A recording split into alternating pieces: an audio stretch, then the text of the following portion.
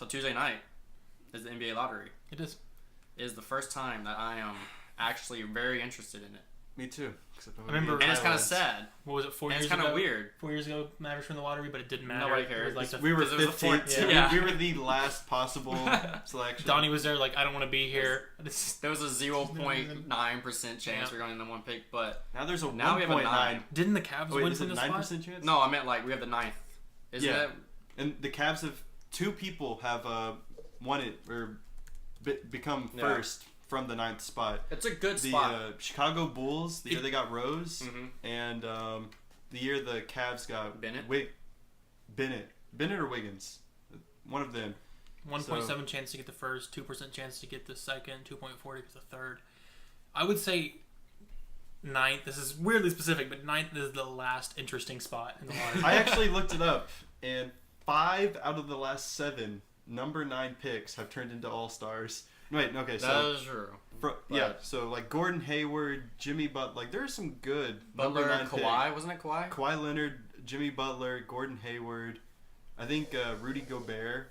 So there are some good number 9 picks in this. It's a recent safe history. spot, like like not a pressure of the top 3 pick. What is the best spot in this draft? I mean, you'll say number 1, but then you're like, you have so many Kinda options like you can 4. bust. That's what I would say, 4. 3 or 4 in this draft especially, because like it's so stacked and like there's Lonzo probably off the board and like this, which would suck for your team if you wanted Lonzo, but like you still are gonna get most likely a really good player at 4. Like Philly at number 4, though, or if Philly ends up being number 4, the way like if everything falls in order, Lonzo won't be on the board, Markelle won't be, but Josh Jackson probably won't be either.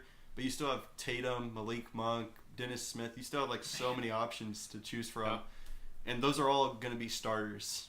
So, like the first pick off the board that won't be a starter probably won't be until like the 10th or 11th. Maybe Malik Monk comes off the bench, but depending where you almost the first 10 are guaranteed starting spots. So Philadelphia could have, in theory, 2 top 5 picks. Yeah, and wait, how's that crazy? So if Lakers fall out of if the Lakers fall out of the top 3 or top 3, then Philly gets their pick. That's crazy. So and then Philly will have their pick, and it's very likely someone jumps the Lakers because last year was the first year in the lottery's history that it has gone in the order it was supposed to. Which is close to like 30 something years, isn't it?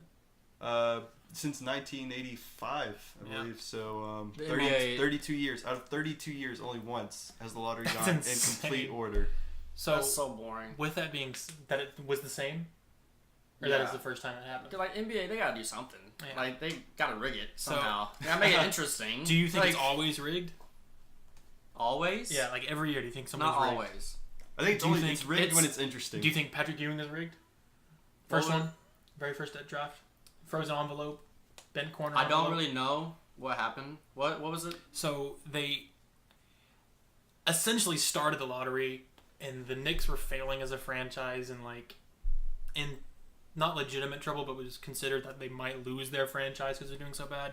And Patrick Ewing was coming out of the draft, and they implemented a draft lottery, and the Knicks won the first ever draft lottery. And it's like they had this big giant ball they spun. He put his hand in, especially with big markets like New York. And he grabs in LA. He grabs like 2 envelopes and flips one, and then pulls the bottom one out, which you wouldn't do that normally. So people think it's like frozen or the corner was bent because the corner was bent when he pulled it out.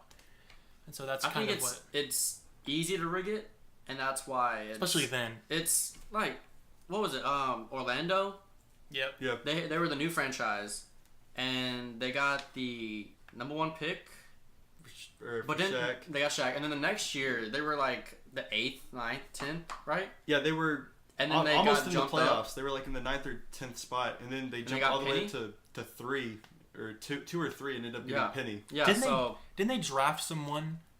Traded that guy to. Yeah, they got the they were the number 2 pick, I believe, and they drafted They drafted, was it Weber? Yeah, I think it was. Yeah, and then they traded Weber to whoever had at number 3 to get Penny. So they didn't need to do that. They didn't need to do it at all. It was. But they were like, you know what? Since we can, we can. I think the first one was pretty obviously rigged. Yeah. I think the Orlando one was rigged. New franchise. They want it to be successful. I think the Cavs one was rigged. Yes. It's a little convenient. Every Cavs one has been rigged. Yes. When they got LeBron, it was rigged. Not Kyrie. Kyrie's was rigged. They had to do that. Kyrie's was rigged. They were the worst record. I thought you were saying Kyrie's wasn't rigged. Yeah, but that was like, how? But they were like... But they had to give him. Yeah, they had to give that franchise. They had to give the franchise somebody. And then when the summer LeBron was going to be a free agent again, and they were like, let's give the Cavs Andrew Wiggins to make LeBron want to go back to Cleveland. Yes. That was rigged as well. I this agree. year, I think they're going to rig it to where LA gets Lonzo, because Magic's now in LA front office. Yeah. If LA loses, if LA loses their pick, I would hate it. LA cannot lose. They're not going to let LA lose their pick. So yeah, if they do, then it's like. See, my thing is they can rig it, but they don't want to make it. We sound super crazy conspiracy theorists right now, but they because I do believe they rig it at points. But if last year we thought it was Lakers had the last two and the Lakers were going to get 1 and 2. Yeah, which is kind of weird. But I mean, the number 2 pick's a good place to be in. Yeah, because then you just pick the guy that the other team didn't pick. But the Nets are like, wait. Actually, yeah, that's Celtics pick. That's right. Yep. I always forget about that. Never mind. The Nets are just they're done for. You don't have to worry about the Nets for at least 6 years. So the top 3 picks, however they fall, what's the most Yeah, it's rigged. The top 3. If it happens that way. Yeah, Lakers, Celtics.